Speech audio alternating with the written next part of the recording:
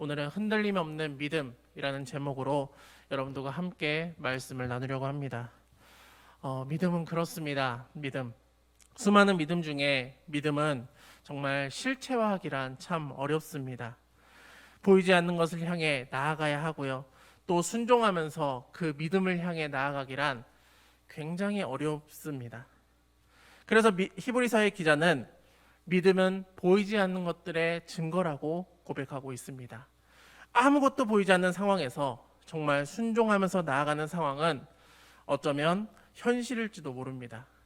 특별히 오늘의 말씀에서 말씀의 본문을 보기에 앞서서 믿음을 하면은 저는 아브라함이 가장 떠오릅니다. 믿음의 조상하면 아브라함이지 않습니까? 그는 고향 친척 아비의 집을 떠나서 하나님이 약속한 그 땅을 향해 전진해 나아갑니다. 아내에게 충분히 상의할 수 있었고 또 주변에 많은 사람들도 있었습니다. 그렇지만 그는 상의하지도 않았습니다. 조카 롯도 있었지만 상의하지 않았습니다. 이것이 옳은 길인지 충분히 고민해 볼 수도 있었고 하지만 하나님의 말씀에 따라 그 아브라함은 순종한 삶의 모습을 보게 됩니다. 하나뿐인 그 아들 이삭을 번제로 드리라 할 때도 아브라함은 하나님의 명령에 토를 달지 않고 모리아산에 전진합니다. 그리고 이삭을 번제단에 올려서 죽이려 했던 모습을 보면 정말 보이지 않는 그 믿음을 향해 전진했던 이 아브라함의 믿음을 우리는 볼 수 있습니다.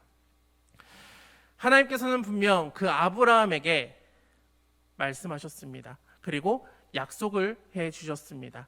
하나님의 그 약속은 내가 내게 큰 복을 줄 것이고 내 씨가 크게 번성하여 하늘의 별과 같고 바닷가의 그 모래알과 같이 하겠다는 그 약속을 아브라함에게 허락해 주셨습니다. 하지만 참 그렇죠. 실상은 그렇게 아브라함에게 보여지진 않았습니다. 당장에 자식은 없었습니다. 당장에 자식도 없었고 또 나이는 계속 들어갔고요. 결국에는 아브라함이 어떻게 했습니까? 아브라함은 실수로 하갈을 통해 이스마엘이라는 그 자식을 낳게 됩니다. 하지만 하나님께서 바라셨던 것은 그 이스마엘이라는 그 자식은 아니었습니다. 하나님은 사라를 통해 그 자식을 계획하셨지 아브라함의 생각, 사라의 생각, 하나의 인간의 생각으로 자식을 원하셨던 것은 아니었습니다. 결론적으로 어떻게 됐습니까? 사라의 태에서 이삭이 태어났습니다. 얼마나 사랑스러웠을까요? 하나님이 이 아들을 통해서 정말 하나님의 약속을 실현시키겠구나, 정말 번성시키기를 원하시구나 하고 생각을 분명 했습니다. 그런데 하나님은 이삭을 번제로 드리라 또 하십니다. 아브라함의 아마 그때 당시의 고민은 정말 최대의 고민이었을 것입니다. 모리아산에 가는 순간까지도 계속해서 고민하고 계속해서 고민했을 것입니다. 이삭을 번제로 드렸을 때, 과연 이삭이 사라졌을 때 과연 하나님의 약속이 과연 지켜질까? 그 약속의 말씀이 과연 지켜질까? 고민했을 것이고, 나와 사라를 통해서 과연 다시 자식이 생길 수 있을까라는 고민도 했을 겁니다. 결국에는 아브라함은 하나님의 말씀에 어떻게 합니까? 그대로 순종합니다. 번제단 이삭을 죽이려는 순간 하나님께서는 아브라함을 멈추시고 그의 믿음에 칭찬을 하십니다. 창세기 22장 12절 말씀을 보면 이렇게 말합니다. 우리 함께 읽겠습니다. 시작. 사자가 이르시되 그 아이에게 내 손을 대지 말라. 그에게 아무 일도 하지 말라. 내가 내 아들 내 독자까지도 내게 아끼지 아니하였으니 내가 이제야 내가 하나님을 경외하는 줄 아노라. 아멘.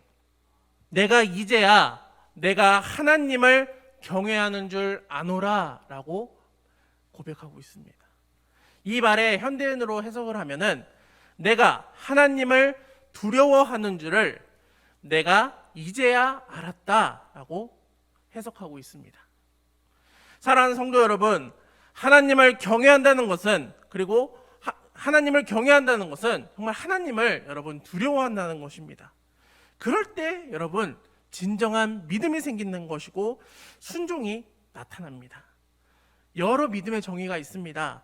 그렇지만 오늘의 믿음은 두려움에서 나오는 이 순종의 모습입니다. 이 모습을 소유하는 저와 여러분 모두가 되시기를 간절히 소망합니다. 오늘 본문을 보면 이제 여호수아가 이 여리고를 이제 점령하기 위해서 정탐꾼을 보내는 모습을 우리는 봅니다. 여리고 성에 들어가서 이제 정탐을 하다가 간첩이 있다는 소식을 듣죠. 그래서 잡힐 위기에 놓여 있는데 한 여인에게 도움을 받습니다. 이 여인의 이름은 아모리 족속이었던 라합이라는 여인입니다. 그녀는 기생이었습니다.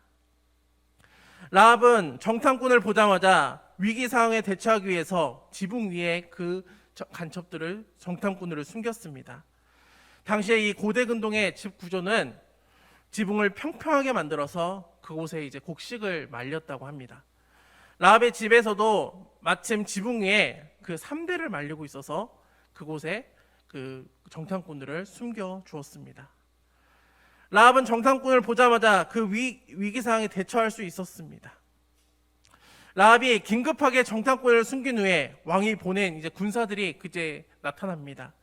병사들이 라합의 집에 들어간 사람들은 이 땅을 점탕하려고 온 정탐꾼이다. 그래서 그 정탐꾼들을 내어놔라 라고 얘기했을 때 라합은 이렇게 고백을 합니다. 그 사람들이 내게 왔습니다. 분명 내게 왔지만 그들이 어디로 왔는지 나는 알지 못하였고 밤에 성문 닫을 때쯤이 되었을 때 그들이 나갔습니다 라고 고백합니다. 어디로 갔는지 알지 못하지만 급히 따라간다면 그들을 잡을 수 있을 겁니다 라고 이야기합니다. 라합의 말을 듣고 왕의 군사들은 뒤쫓아갑니다. 하지만 당연히 거짓말이기 때문에 잡힐 수가 없었죠. 허탕을 치고 마는 모습을 보게 됩니다. 신약 성경에서는 이 라합의 행위에 대한 평가를 이렇게 이야기합니다. 히브리서 11장 31절의 말씀에는 이렇게 고백합니다. 믿음으로 기생 라합은 정탐꾼을 평안히 영접하였으므로 순종하지 아니한 자와 함께 멸망하지 아니하였다라고 고백을 하고 있고요. 야고보서 2장 25절 말씀엔 또 이렇게 말합니다. 또 이와 같이 기생 라합이 사자들을 접대하여 다른 길로 나가게 할 때에 그 행함으로 의롭다 하심을 받은 것이 아니냐라고 말씀하고 있습니다. 히브리서는 라합의 그 행위를 순종하지 아니한 자와 함께 멸망하지 아니하였다 이야기하고요. 또 야고보에서는 그녀의 행함을 의롭다라고 이렇게 표현을 하고 있습니다. 분명히 신분이 좋지 않은 그녀의 직업은 기생이었습니다. 이스라엘 민족이 아닌 또 이방 여인이었습니다. 숨겨줄 명분 또한 당연히 없었죠. 그렇지만 이 라합은 정탐꾼의 생명을 무릅쓰고 탈출하도록 도와주었고요. 무사히 그들을 여호수아에게 갈 수 있도록 인도해 주었습니다. 결론이 어떻게 되었습니까? 여호수아의 군대가 여리고를 점령할 때 이미 약속한 대로 라합과 그의 가족은 이제 구출됩니다. 후에 라합이 어떻게 됩니까? 유다 지파에 속한 살몬이라는 그 사람과 결혼을 하게 되죠. 그리고 보아스를 낳았고 보아스는 룻과 이제 결혼하여서 오벳을 낳았고 오벳은 다윗의 아버지였습니다. 더 나아가 보잘것없는 기생의 신분이었던 그녀가 바로 예수 그리스도의 그 계보에 오르는 영광을 누리게 되었습니다. 사랑하는 여러분, 이 라합의 모습을 통해서 오늘날 우리가 어떠한 모습으로 우리는 살아가야 할까요? 라합은 분명 믿음의 여인이기 때문에 이것이 가능했습니다. 라합의 모습을 통해서 오늘날 우리가 이 모습을 보고 우리가 더욱더 전진하며 나아가는 우리 모두가 되기를 바랍니다. 여호와가 이끄는 이스라엘 군대가 분명 가나안 이 정복 전쟁을 시작할 때 제일 먼저 공격해야 될 그 대상이 어디였냐면 바로 여리고였습니다. 여리고는 가나안 입성의 첫 관문이었고 그 가나안 지역 중 가장 큰 그 즉 엘리사 샘에 있는 풍요로운 지역이었습니다. 농업적으로나 상업적으로 굉장히 번성한 곳이었고요. 주민들의 풍요의 신이었던 그 바알과 아스다롯을 숭배했었습니다. 도덕적으로는 굉장히 부패하고 타락했던 곳이 바로 그 여리고라는 지역이었습니다. 그래서 여호수아는 침략하기 전에 두 정탐꾼을 여리고 성 안에 보냈고 그들은 기생 라합의 집에 이제 머물게 됩니다. 그 당시 여리고 사람들은 이미 소문을 통해서 하나님을 알고 있었습니다. 여리고성 주민들은 이스라엘 백성들이 애굽에 있었던 일도 또 홍해를 건넌 것도 아모리 사람이었던 두 왕을 전멸시켰던 그 모든 일까지도 다 알고 있었습니다. 그래서 그들의 상태는 9절의 말씀에 이렇게 얘기합니다. 간담이 녹는다 라고 표현을 하고 있습니다. 여리고성 주민들은 이미 하나님을 두려워하고 있었고 정말 정신을 잃을 정도로 혼미한 그러한 상태였는데 그 안에 라합에게는 확신이 있었습니다. 9절의 말씀에 여호와께서 이 땅을 너희에게 주신 줄을 내가 안다 라고 고백하고 있습니다. 라합은 분명 신분이 기생이었습니다. 도덕적으로 순결하지 못했으나 라합은 여리고성에서 유일하게 하나님에 대한 그 적극적인 믿음과 확신을 가진 그러한 여인이었다는 겁니다. 그녀의 고백은 여호와께서 이 땅을 너희에게 주신 줄 내가 확실히 안다는 것이었습니다. 그리고 11절에 이렇게 말합니다. 여호와는 위로는 하늘에서도 아래로는 땅에서도 하나님이시니라 라고 이야기합니다. 여호와는 상천하지에 한마디로 위에 하늘과 땅에 유일하신 하나님이다 라는 사실을 고백하고 있습니다. 이것을 통해서 라합의 신앙이 구원받기에 넉넉한 믿음을 증거한 셈입니다. 그래서 라합이 자신과 함께한 그 동족이었던 아모리 사람들도 배반했고요. 또 왕도 속이면서까지 자신의 생명을 걸면서까지 모험의 결과는 자신과 자신의 가족들이 그 여리고성에서 생존할 수 있었다는 것입니다. 믿음에는 여러분 행위가 분명히 따릅니다. 특별히 구체적으로 세 가지의 모습을 볼 수 있는데요. 첫 번째로는 라합은 이스라엘의 정탐꾼을 숨겨주었다는 것을 우리는 알아야 됩니다. 이방 사람들을 숨긴다는 것은 목숨을 걸고 생명을 걸면서까지 하는 그 행위입니다. 여리고성을 점령하려고 그 온 사람들을 숨긴다는 것은 실패했을 경우는 당연히 죽음을 각오해야 하겠죠. 왕이 보낸 사람들을 속이고 자신의 동족들을 배반한 행위 어떻습니까? 굉장히 나쁜 행위였습니다. 그러나 도덕적으로 옳지 않은 그 행위나 신앙적으로는 그의 행위는 옳지 않은 분명한 행위였습니다. 하지만 신앙의 행위는 하나님의 뜻과 사람의 뜻의 기로에 섰을 때 여러분 언제나 하나님의 뜻을 우선으로 하는 것이 믿음의 자녀로서의 행위입니다. 우리의 삶을 살아가다 보면서 둘 중에 하나를 택해야 할 때가 분명히 있습니다. 놀러 가는 것이 우선이냐? 하나님의 그 전에 나와 이 예배를 드리는 것이 우선이냐? 여러분들은 어떤 것을 택하시겠습니까? 코로나 바이러스로 인해 가득한 이곳에 주말에 예배를 드리는 것이 여러분 우선이십니까? 아니면 정말 이곳저곳 여행을 다니며 즐기는 것이 우선이십니까? 하나님의 자녀로서 옳은 선택을 하시기를 바랍니다. 일상생활을 살아가면서 성도로서 신앙이 먼저인 그 삶을 살아가는 모두가 되시기를 간절히 소망합니다. 두 번째로는요, 라합은 여리고 멸망 시 자신과 가족들을 살려줄 것을 분명한 약속을 받았다는 겁니다. 여호수아 2장 12절에서 13절을 이제 현대현 성경인데요. 우리 천천히 함께 읽도록 하겠습니다. 시작. 그래서 내가 당신들에게 한 가지만 부탁하겠습니다. 내가 당신들을 도와 호의를 베풀었으니 당신들도 나에게 은혜를 베풀어 여리고가 당할 때 나와 내 가족과 친척을 모두 살려주겠다고 당신들의 하나님 여호와의 이름으로 맹세하고 믿을 만한 표를 주세요. 아멘. 라합의 믿음의 행위는 여러분 어떻습니까? 라합은 정탐꾼에게 정말 제안을 지금 하고 있습니다. 내가 너희를 살려주는데 당신들이 이제 여리고를 점령할 때 나와 나의 가족들을 살려줄 것을 하나님의 이름으로 맹세할 것을 이야기합니다. 행동으로 봤을 때 어떻습니까? 굉장히 거침이 없습니다.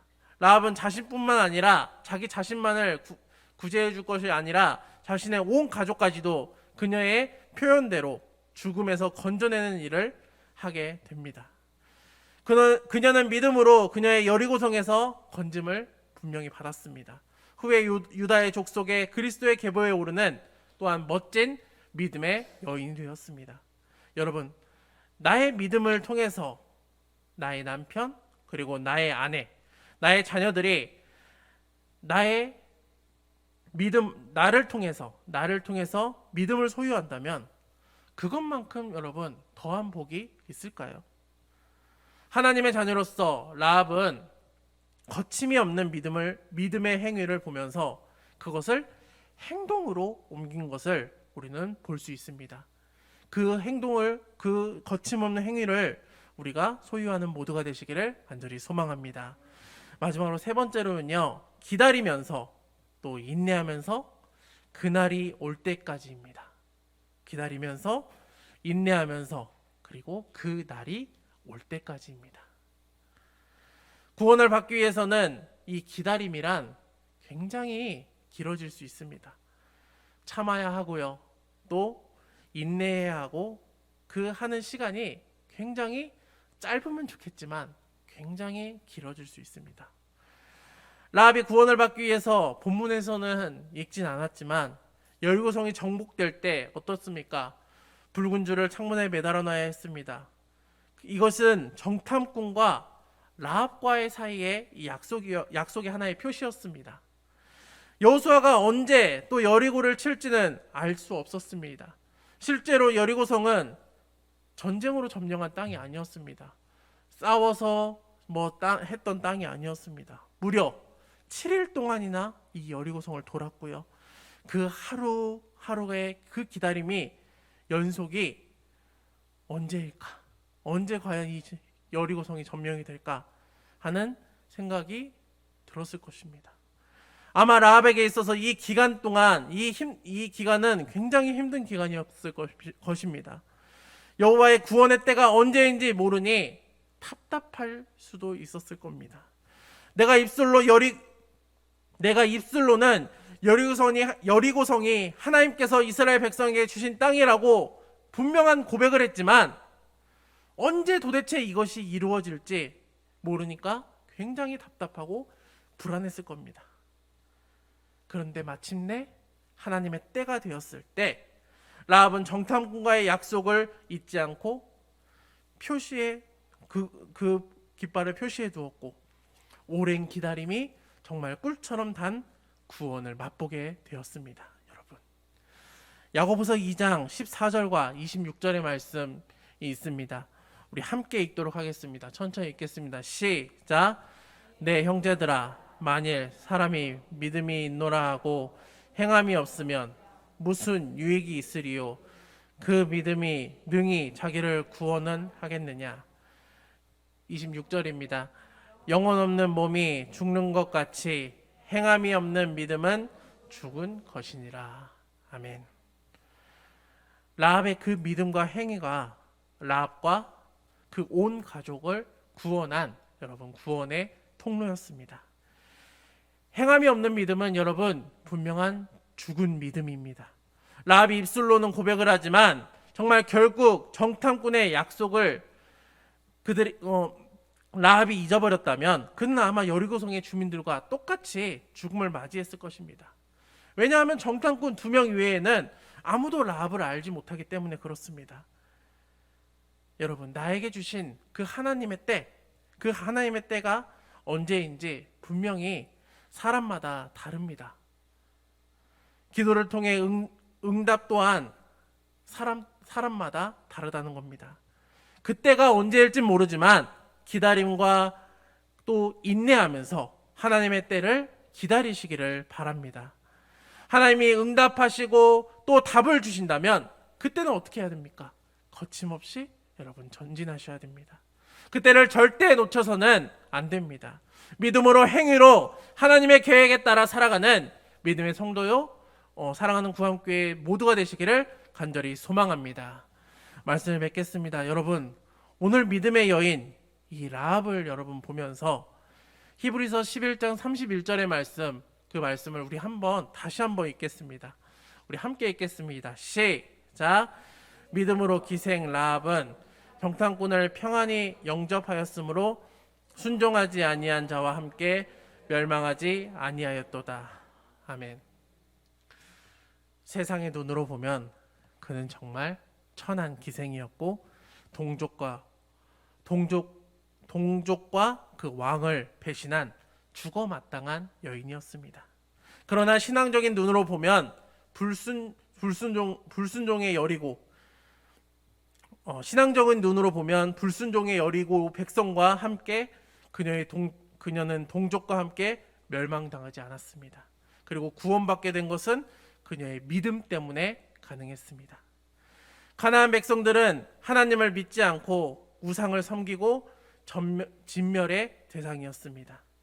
어쩌면 라합도 분명한 이방 사람이었고 하나님을 잘 알지 못했던 그러한 사람이었을지도 모릅니다. 그러나 그는 말씀을 통해서 보면 하나님의 존재를 믿고 분명한 존재를 믿고 있었고 하나님을 두려워했으며 하나님의 구원에 확신했다는 겁니다. 여리고 주민들을 보십시오. 여호와의 소문을 분명히 들었습니다. 그리고 분명히 두려워했습니다. 분명히 말씀에서 보면 똑같은 간담이 녹는다라는 말을 씁니다. 무서워하고 있습니다. 떨고 있습니다. 정신이 혼미하다고 합니다. 똑같은 두려움 속에 있지만 라합은 하나님에 대한 경외함의 두려움이었고 여리고 주민들은 공포와 두려움 속에 여리고 성의 문을 굳게 닫았다는 겁니다. 사랑하는 성도 여러분, 오늘의 말씀을 통해서 믿음의 라합의 모습이십니까? 여리고성 주민들의 그런 모습이십니까? 바라옵기는 구합교회 모든 성도들의 모습이 라합의 믿음을 소유하는 모두가 되시기를 바랍니다. 예배를 그리고 주일 성수를 목숨처럼 여기면서 지키시기를 바라고요. 나의 신앙의 모습이 그리고 태도가 하나님이 보시기에 부끄럽지 않는 신앙인의 삶의 모습으로 살아가시기를 바랍니다. 그랬을 때 하나님의 때가 올 때까지 여러분 우리가 인내하시기를 기다리며 때가 왔을 때 거침없이 그 구원을 차지하는 저와 여러분 모두가 되시기를 주님의 이름으로 간절히 소망합니다.